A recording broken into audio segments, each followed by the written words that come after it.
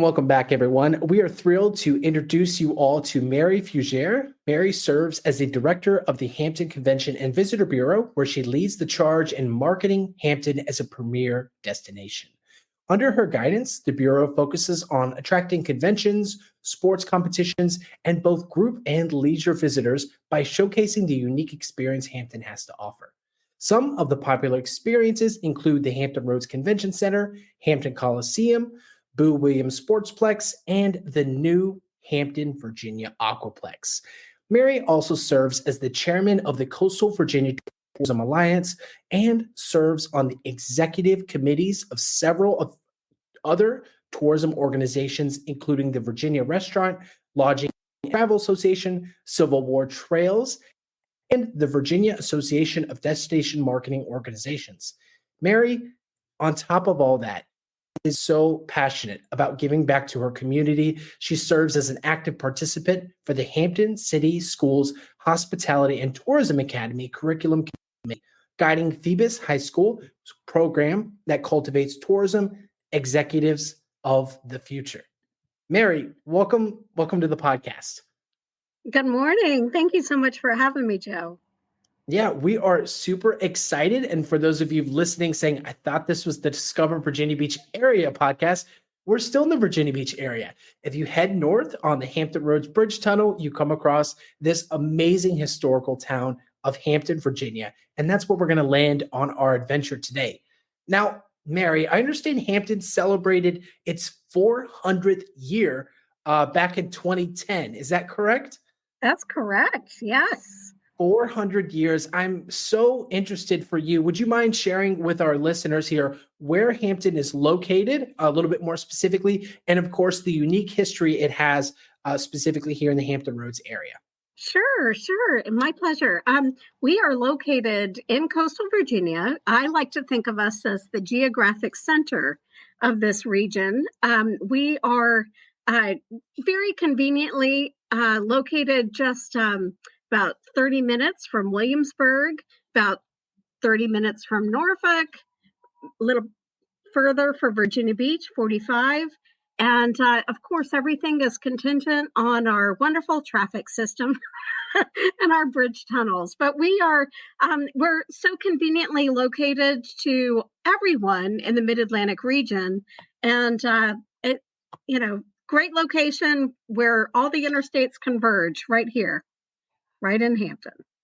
I love it. Now, Mary, if our history buffs are correct, they're calculating how old America is, and they're also calculating how old Hampton is, and those numbers are very close together, almost overlapping some. Would you mind walking us through the unique aspects that Hampton has throughout history and playing a part in both the local community and the eastern states as well?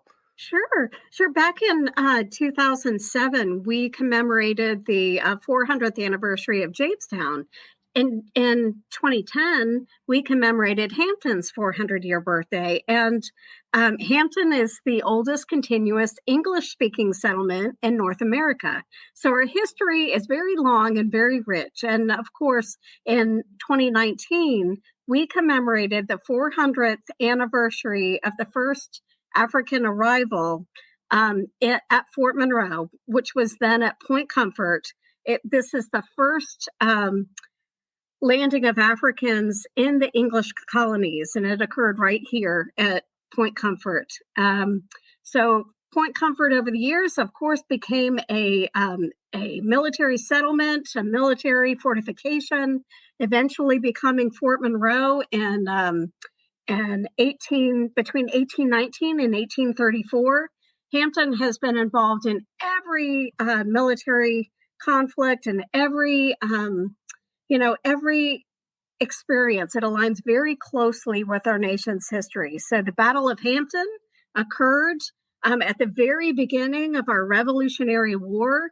And as we approach the 250th anniversary of the signing of the Declaration of Independence, we're really excited to share more of Hampton's history with all the history buffs and our nation's population. I have to say that when we're talking about history, when we're talking about these historic landmarks in Hampton, I feel very passionately that Fort Monroe must be on the bucket list for every American citizen. Everybody should come to Fort Monroe and experience this stone fortification, but also the very rich history that goes far beyond the architecture and from the first African landing there to Fort Monroe's Civil War history, and of course even the former site of Fort George, which is around American Revolutionary time period. Wow, what a rich history for sure. Now, Mary, I understand your passion for history is far beyond the scope of the government and the tourism board that you're a part of. But I'm curious for you, what led you down the path of working specifically with the organization you're with now, the Hampton Convention and Visitor Bureau? Well, I was raised in Virginia Beach, so I'm originally a Virginia Beach native, and as I entered the tourism field, I really gravitated toward Virginia Beach and Norfolk. I worked for the Norfolk Convention and Visitor Bureau for a time.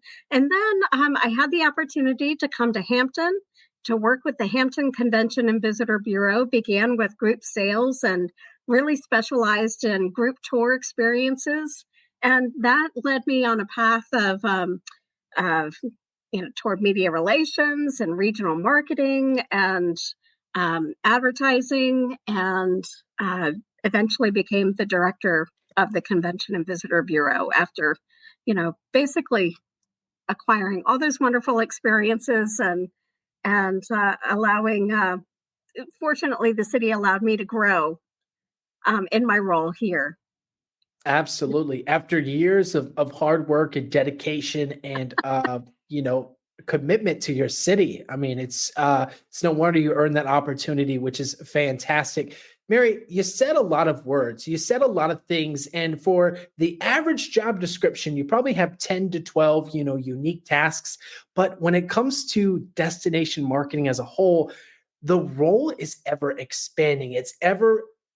It's just always growing because you have not only, the paper pamphlets that you might get at a tour bus stop, but you also have the digital guides when you're searching online, and the conventions and the political aspects that go into making sure, business and government work in tandem with each other to benefit the community.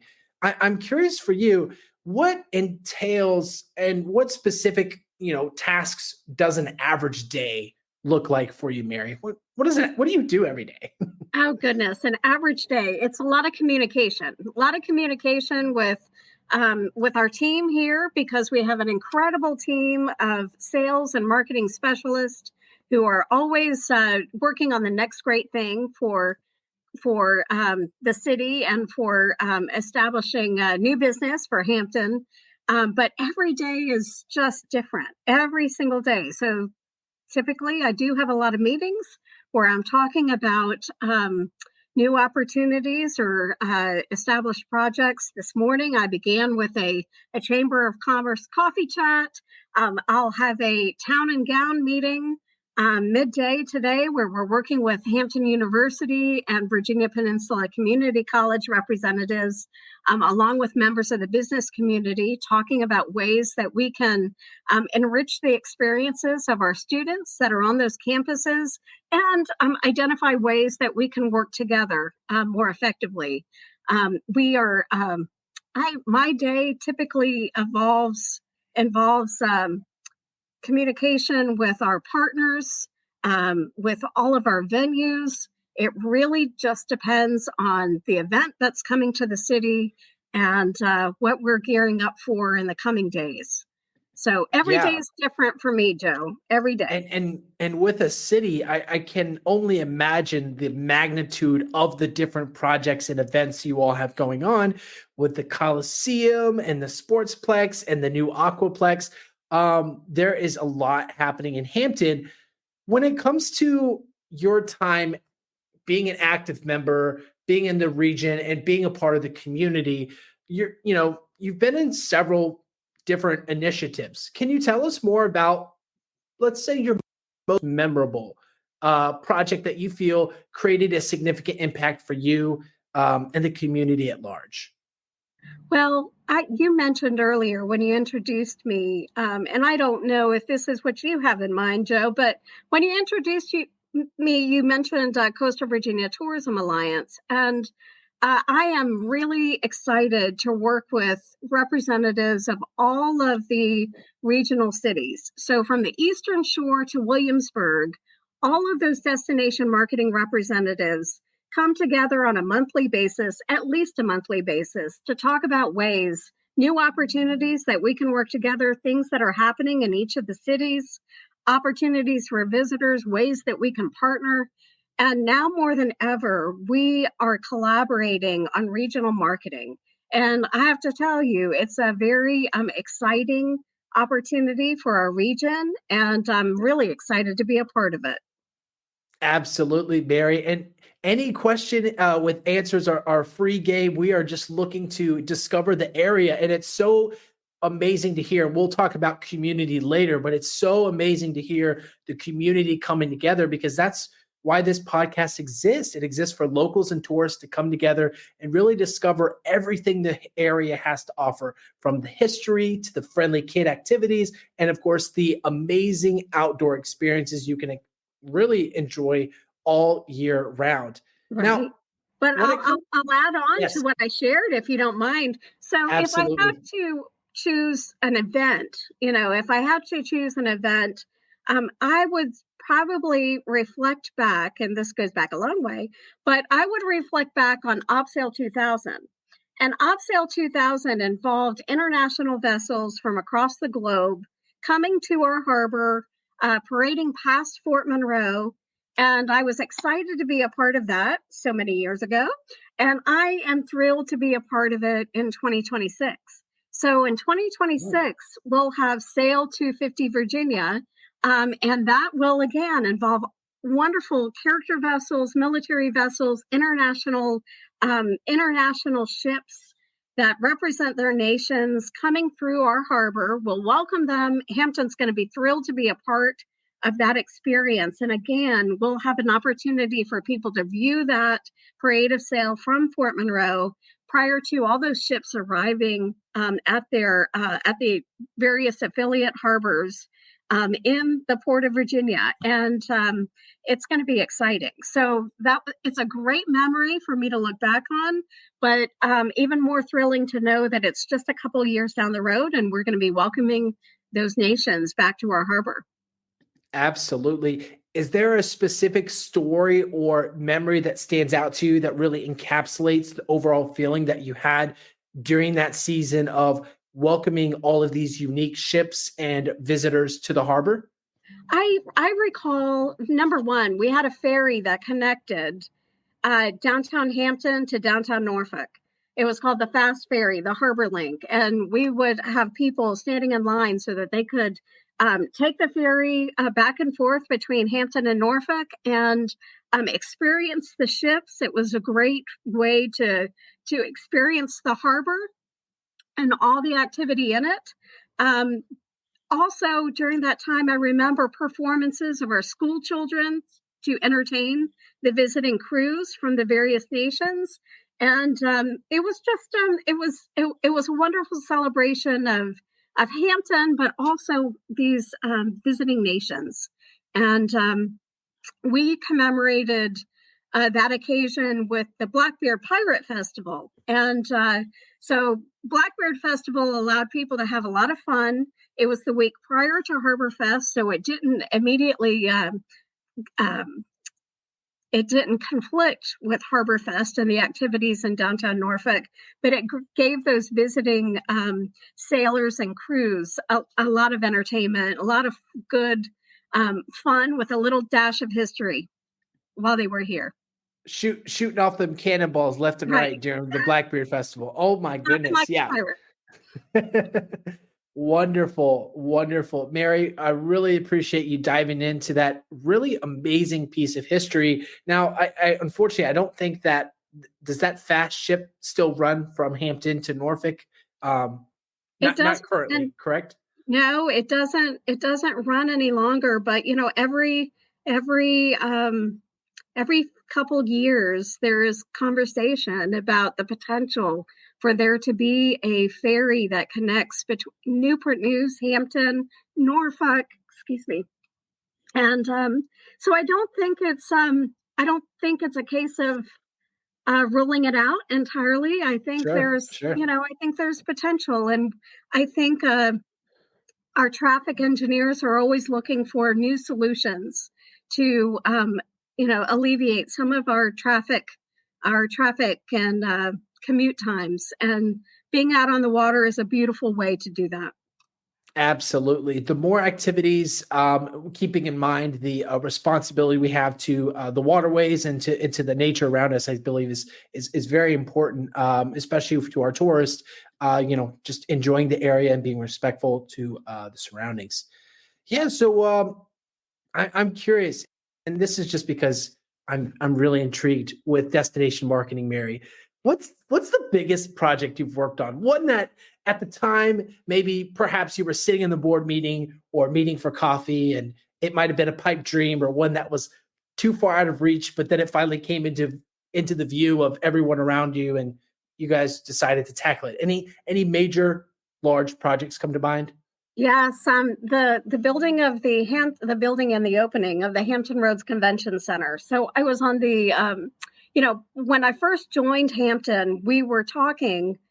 We I was largely on the periphery at that time, and there was a lot of discussion about what to develop in Hampton. Should it be a convention center? Should it be a natatorium? Should it be, there's an opportunity to develop something right there at the present site of the Hampton Roads Convention Center, and what should it be? It was very interesting to see the Hampton Roads Convention Center take shape as an idea, take hold as a construction project, and of course to be part of the opening marketing team that introduced the Hampton Roads Convention Center to meeting planners across the nation, and to basically roll out the red carpet for guests for their first time coming into the building. We had a grand gala that was largely the brainstorm of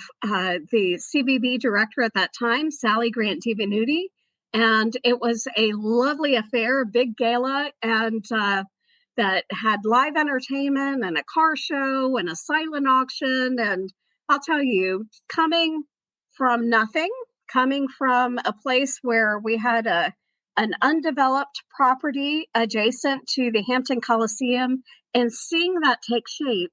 And then also a few years later, being part of the Hampton Virginia Aquaplex and having that project take shape in a very similar fashion, so that now we have this campus of venues. We have the Coliseum, we have Hampton Roads Convention Center, Hampton Virginia Aquaplex, and an incredible economic engine right here in the heart of Hampton and right at the center of our region.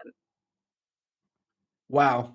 It is so fascinating to hear the continued history and growth of the city, in spite of, overwhelming tasks, right? I'm sure at the end of the day, any city looking to add an arena or a sportsplex or a facility for people to come and connect and grow together is an overwhelming task. 'Cause you don't know all the logistics. It takes a lot of people coming together.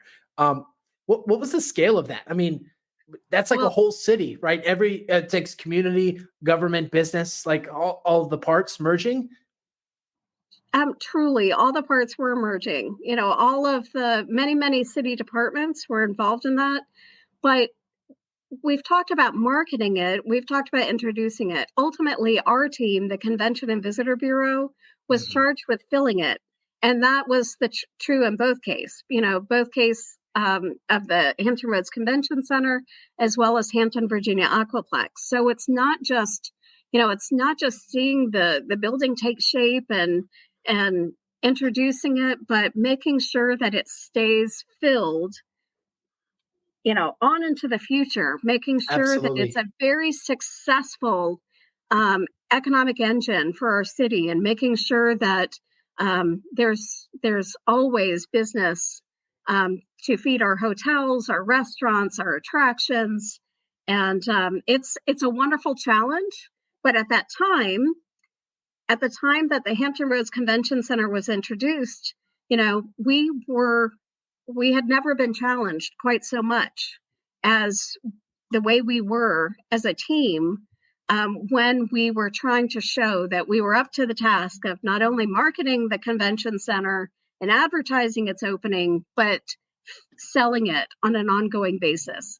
And of course, we do that through partnership. We can't succeed as a convention and visitor bureau without the partnership of the Hampton Roads Convention Center team and the Embassy Suites, which is our headquarters hotel, and all of the other hotel partners in Hampton. Ultimately, that's what a convention and visitor bureau is all about. We're all about bringing our stakeholders and all of our partners together to ensure that all we do is going to benefit all of those partners. Yeah, absolutely. And just the incredible nature that comes with working together as a community is just so inspiring. I'm curious for you, Mary, as we kind of head towards the end of our conversation today, looking at the full abilities the city has. I mean, community plays a large part in it. I'm curious for you all in Hampton, how has the city and community members come together and inspired and challenged and really shaped the way Hampton is and will continue to be in the future years? Well, I have to say that our city manager, Mary Bunting, she is a very community-minded individual. She makes no decision without, of course, the input of our Hampton City Council, but the opinion of all of the residents is very, very critical in her decision-making process. And so all of the things that we do when it's important to the city, it can't be done without the input of our residents. And ultimately, even in marketing the Hampton as a destination, we look to our residential partners to help accomplish that.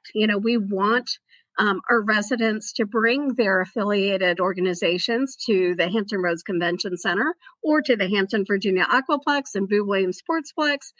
Ultimately, these are our community venues, and while they have capability of holding very sizable groups, it's really important that the residents feel that they are part of the city's success.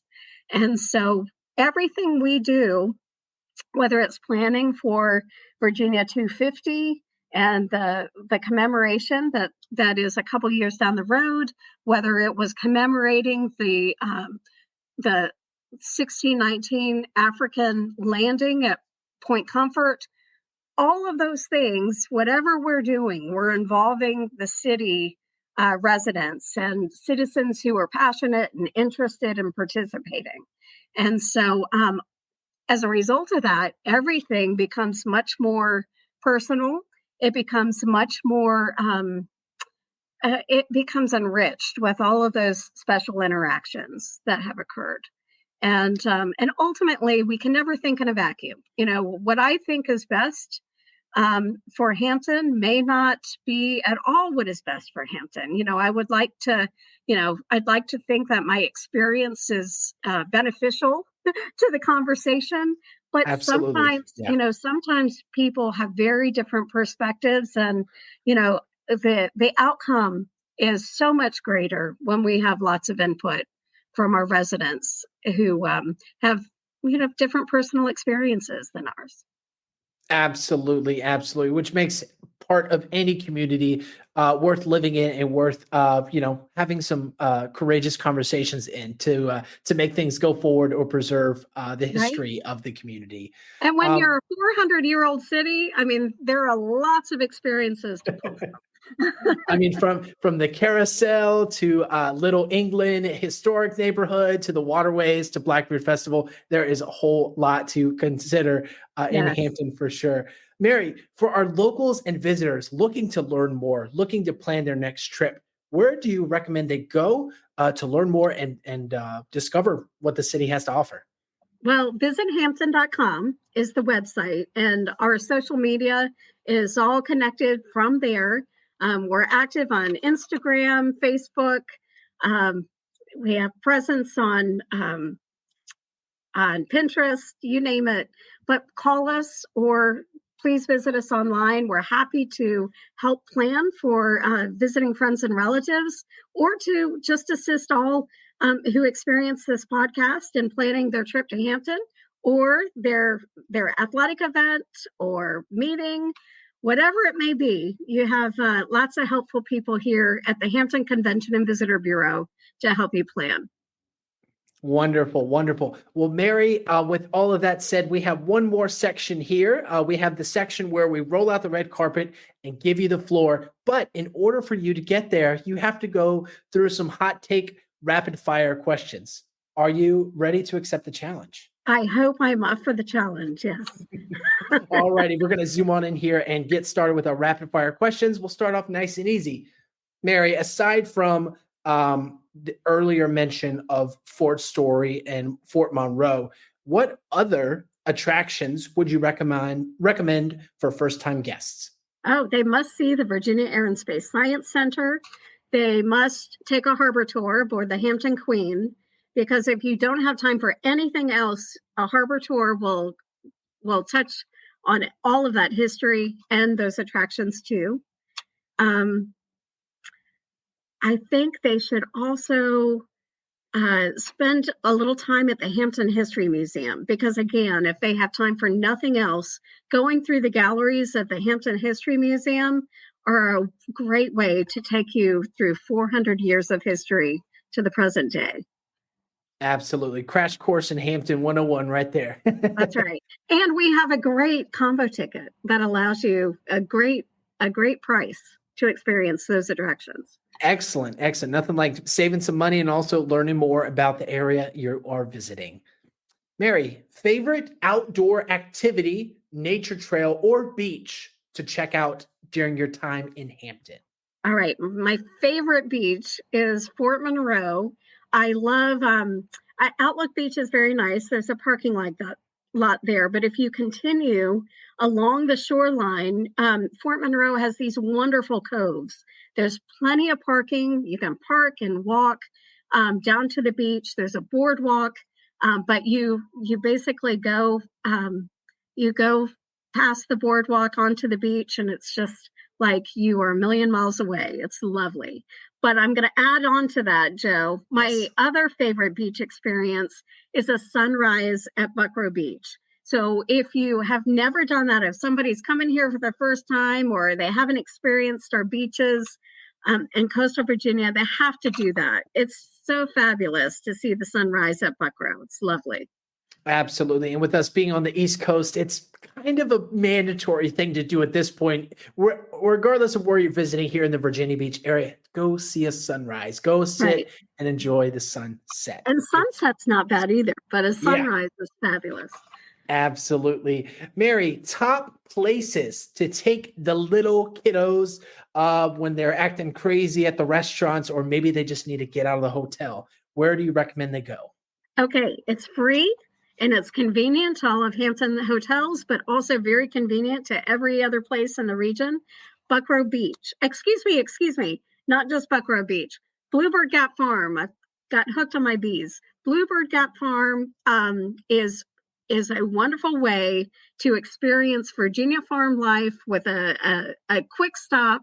You can pet the animals. You can enjoy a playground. If you've never seen it, you should go. I have to say, I grew up in the region and always saw it off the interstate, and it is a real treat. It's a piece of paradise for sure. And those of you listening, you can only tell one other person, because we got to keep it under wraps, Mary. I can't believe you even mentioned that. Oh my goodness, that is a hidden gem. Hidden gem alert right there. Bluebird Gap Farm. No longer hidden. let's let it be shown for everyone, that little piece of paradise tucked away. Mary, last question for you for the rapid fire. Favorite part of living and working in the Hampton, Virginia area? Oh, well, I love contributing to our economy. I like the idea of being a part of the positive for our region, but ultimately, it is just an incredible region. Hampton's an incredible city, so picturesque, so beautiful. But our region is just phenomenal. And as a parent, when my children were young, I would research all these places where we could possibly go for vacation, and I never wanted to go anywhere else but our region. I have to say, we have everything, from the Virginia Aquarium and Nauticus and the naval base. We have experiences that you can't find anyplace else. And it's a fabulous region. So my favorite part of working in the region is the region itself. It is phenomenal. We are very, very fortunate to live here. And we are so fortunate to have you a part of making waves and great impact here in our community. Mary, thank you so much for your time. This is your time. We're going to roll out the red carpet for you. Please share any final words, any long-lasting messages you want to leave the audience with. The floor is all yours. Well, if you haven't gotten out and explored, especially if you're a newcomer, I think so often we just have no idea what's in our own backyard. So get out, enjoy a park, whether it's Sandy Bottom Nature Park or Grandview in Hampton, First Landing State Park. Get out and enjoy our nature trails. Go visit those attractions that we've talked about. Virginia Air and Space Science Center. We talked about the aquarium in Virginia Beach. We have incredible attractions that are very unique to our region. Also, those beaches, every beach is so different in our region. So I tell you, get out and experience. Don't necessarily go to the same place all the time. Get out on the water aboard one of our harbor tours. Just enjoy. We're talking to all you folks that just go to the ocean front. Yeah, you got to go around. There's 10 in Virginia Beach, and there's like 5 to 7 up in the Hampton, Newport News area. But that is for another episode. Mary, thank you again for all of your time and your help.